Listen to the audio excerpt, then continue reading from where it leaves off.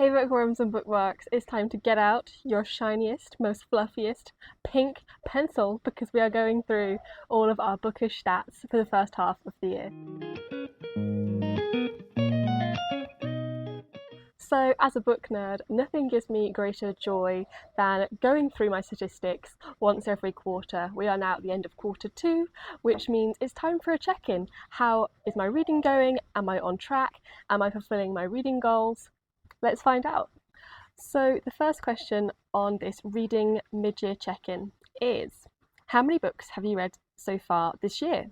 And the answer to that is 33. Am I on track? Yes, I am. Literally, Storygraph is telling me, well done, you are right on track. So I'm not ahead, I'm not behind, I am perfectly in the correct zone that I want to be in.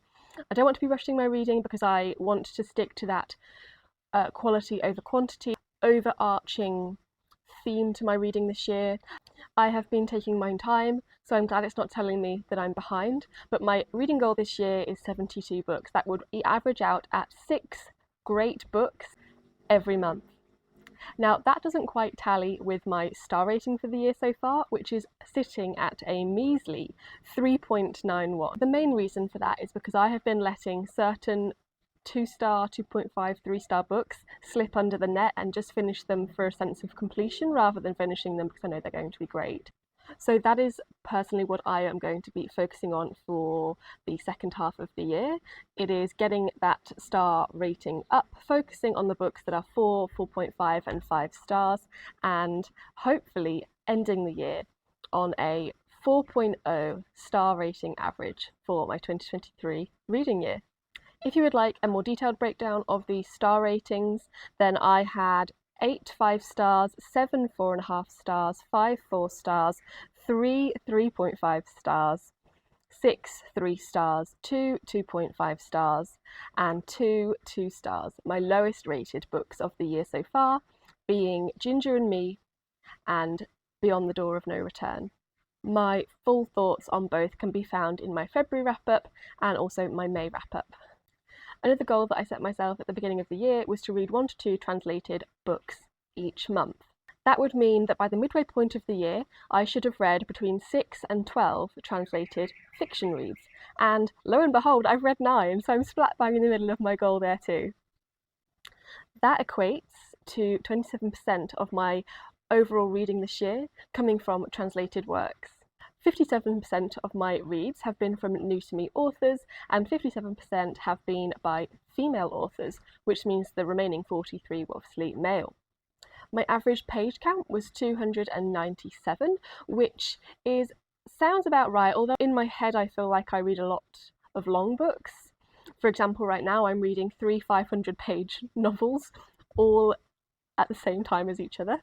So I guess it's just that rare 1 or 2 pieces of fiction that are maybe novellas or under 100 pages that are dragging that average page count down. Out of the 12 new releases that I set myself to read at the start of 2023, I have read 10 or DNF'd 10 out of the 12. So I'm doing really, really well. Amazingly so, in fact. When I came back to check this statistic for this video, I was shocked. I didn't realise that I'd read/DNF'd the vast majority of them. The only 2 I have remaining on that list are The Shards by Bret Easton Ellis and May the Tigris Grieve You, which, to be honest, I may just completely remove from my TBR. It came onto my radar as a book that was eligible for this year's International Booker Prize, but did not make it onto the long list. So looking back, do I really want to be reading an 89-page novella about the abuse of women in Syria? Maybe not. So I may just scratch that one altogether and just focus on The Shards. My total TBR count for Goodreads as it stands today is 203 books, which is down shockingly from 261 books as of my quarterly wrap-up at the end of March. So I have done surprisingly well. In the last 3 months, I have managed to cull my TBR on Goodreads by about 60 books. So I am really, really pleased with that. That's helped in part by me going through the oldest books on my TBR on Goodreads, reading the sample of all of them and basically ditching the ones that weren't working. It's also helped by me just going through maybe every week and just cleaning out what doesn't appeal to me anymore, or those sneaky double entries that you've read, but they're somehow being logged as a to read because the book is entered twice on Goodreads, and so you kind of need to delete one and keep the one that you've read. So it's kind of like on your read shelf and on your to read shelf, that sort of thing. The total saved titles on my Scribd account is something I also want to keep track of. This number is 66, and I mainly want to keep track of it because I want to know that I'm using that account. And actually, I have suspended that account for about a month now. I have a lot of Scribd reading that I plan to do over the summer, but I just wasn't using the account frequently enough to justify the expense. And so what I'm doing is I've paused that membership for now, and I am going to restart that again in the summer. This number in March was 62, and so I have increased it slightly because some really exciting books like Babel have appeared on Scribd, so I should be picking those up in the summer. From my Portico Prize backlist goal, I wanted to read 6 of the backlisted Portico Prize books before the longlist announcement in September. From those 6, I have read/DNF'd 4, and so I only have 2 left to go, which are Ironopolis and The Family Tree. The Portico Prize is a prize celebrating fiction, non-fiction and poetry coming out of the north of England, and I will be following it very closely on my channel this September. All my usual prize videos will be released for that, whether it be predictions, reactions, reading the long list, all of that sort of thing. So that would be a perfect opportunity for you to stick around and get to know a new prize if that one is unfamiliar to you so far. On my list of goals at the start of 2023 was to read my first George Eliot. And so far, that goal has been a huge fail. I have not read one of her books. I've started Adam Bede, which is the first work that she published, and it wasn't really gelling with me, so I put it down. And I must admit, my enthusiasm has dwindled ever since. So I'm hoping that if I put a different George Eliot on my Victober TBR, then that will be the encouragement that I need to press on and accomplish this goal. So getting on to some of the questions now. It says here, what's your favourite book so far this year? And this is an incredibly close call, to the point where I don't think I can call it yet between my top 2. This may be something that they may need to battle it out for towards the end of the year, maybe a reread of both of them to see who the ultimate winner is, but my top 2 books for the first half of the year are Lapvona and Whale. I feel like I've spoken about both of these books a lot on my channel, and so I don't want to go over old ground. So moving on to classic books, it says here, how many classic books have you read? And I've only read 1, Jamaica Inn.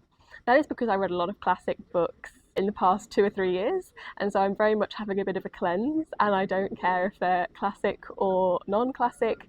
I just want to read and read for fun. So I feel like there is zero pressure. There's probably negative pressure on me to read a classic book. I imagine I will inevitably get to some later on in the year, because I do enjoy the occasional classic, especially when Victober rolls around. I'm sure there'll be plenty of classics on my TBR for that month. And I am currently reading and enjoying East of Eden, which so far feels to me like a 5-star read. The next question is, what genre have you read most this year?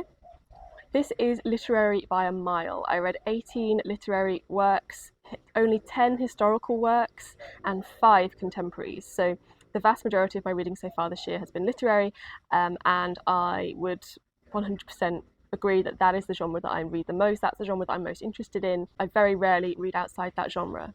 What's the most surprisingly good book you've read this year? And this has to go to Whale. It was totally off my radar until it landed itself on the International Book Prize longlist this year, and I'm so pleased it did. I would not have found this book without the International Prize longlist, and that's why I love following the prize every year. Even if I just get one solid book, it's worth it for me, for all the pain of going through. I'm kidding. There's no pain involved in the International Book. It's fine, it's all good. What are your most anticipated releases for the second half of the year? This, by a mile, goes to Claire Keegan's new short story collection. I've really enjoyed her writing in the past. I think she's excellent at what she does. She is the queen of the short form novella, and I'm really excited to see what she does in the short story zone. And I'm also looking forward to Benjamin Labatut's The Maniac. I absolutely adored his blend of fiction and non-fiction, exploring the scientific community and the leaders and thinkers and great minds of the 20th century, from mathematicians to scientists. And he's going to do it again and follow just one, I believe, just one scientist. rather than a collection of people. So those are my two picks for that question. Now we're on to question number 6, which is, have you got a new release that you have yet to get to so far this year? And this is Pet by Catherine Chigi.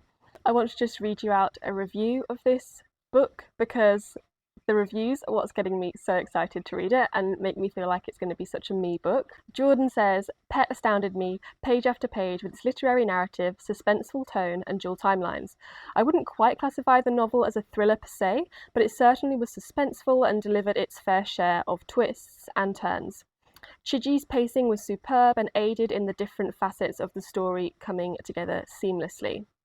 This is a psychological thriller set in 1980s New Zealand in a class of 12-year-olds who worship their charismatic and mysterious teacher, who takes turns favouring her pet students.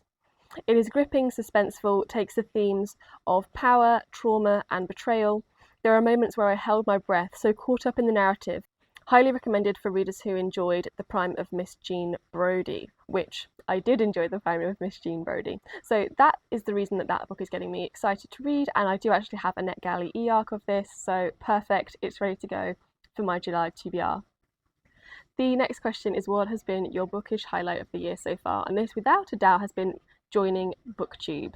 I started in January and I just absolutely have loved thinking about videos, planning them, filming them, editing them. I used to run a travel YouTube channel about 10 years ago, and my word, the editing process nowadays is so much easier. I can't even tell you the hours it would take to upload a video 10 years ago. Now I can upload a 5 gig video in less than an hour, and I'm just so, sometimes even half an hour depending on the bandwidth.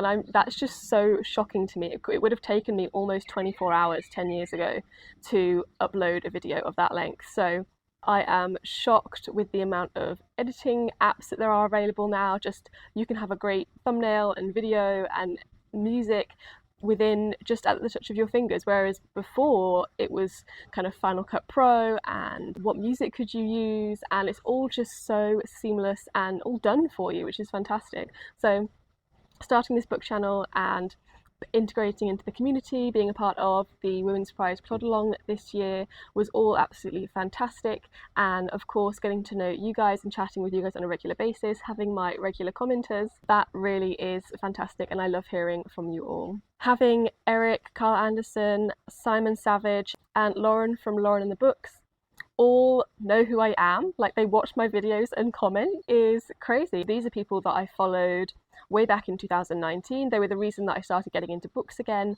I've watched them for 3.5 years now, and so for me, I hadn't made the connection that those people would see my videos now as I see theirs. So that was also an incredibly surprising but lovely thing. This next question says, favourite book to movie adaptation you've seen so far this year? I haven't watched any, although I would quite like to watch the Women Talking adaptation. I'm not sure if it's on Netflix, but I would like to watch it.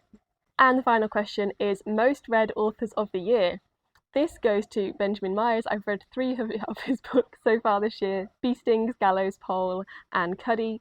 The runners-up for this are Atwood. I've read 2 of her books, and Miriam Tays is the other runner-up for this, who I've also read 2 of her books. So that takes us to the end of this video. Thank you so much for watching, guys. It was incredibly satisfying to sit here and go through my reading stats for the first 6 months of the year. We're all read and reviewed and statistics are done, so I can come back to this video and check in at the 3rd quarter and then in the final quarter. How are you doing with your reading goals? Let me know, and as ever, reading is not a competition. Take it slow, take your time. Don't fall into those reading slumps. Read books that excite you and you're enthusiastic about. Thanks for watching. Give this video a like if you enjoyed it, and I'll chat to you in the comments down below. Bye guys!